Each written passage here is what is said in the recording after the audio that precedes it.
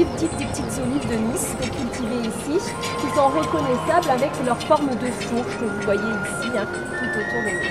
On utilisait la technique du gaulage, c'est-à-dire qu'on utilisait un grand râteau et on tirait en fait les fruits pour les ramasser.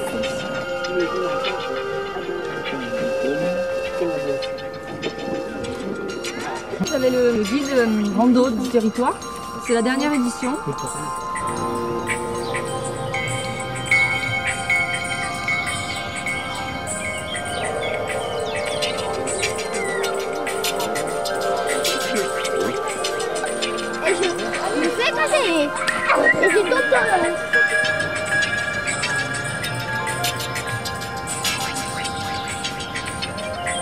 On est venu à cette randonnée parce qu'on a un ami de Montsartou qui nous a parlé de toutes les activités d'aujourd'hui.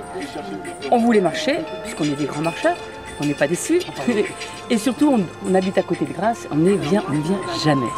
Et on avait de Grasse une image complètement différente de ce qu'on peut découvrir aujourd'hui. On est vraiment contents.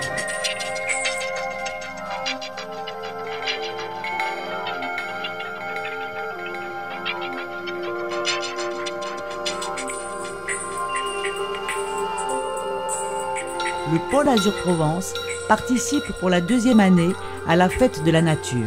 Cette manifestation propose au grand public de découvrir la richesse de notre territoire à travers de nombreuses animations. Randonnées naturalistes, ateliers et conférences sont organisés sur les 5 communes. Participer à cet événement est une manière ludique et éducative de mieux comprendre l'importance et les enjeux de la protection de notre environnement. Ce qui m'a le plus étonné, c'est que à proximité de beaucoup de villes, on trouve une nature encore sauvage, avec beaucoup de choses, des choses même rares, je pense aux orchidées par exemple.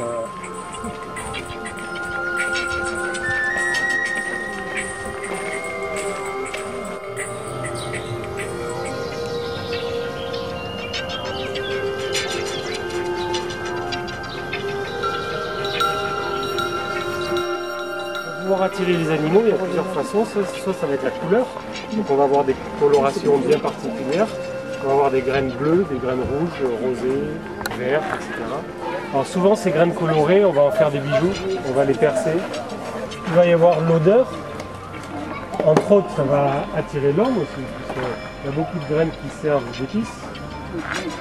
Et un des plus gros fruits qui existe, alors ça vient d'un palmier qu'on appelle le palmier à ivoire végétal. Ça vient d'Équateur, Bolivie, Pérou. Il a été énormément exploité pour ses graines. Après on va les travailler soit pour faire des bijoux, soit pour faire des boutons. En Afrique du Sud, on a cet arbre-là, le mahogany d'Afrique. C'est un peu comme un pilulier. Ouais.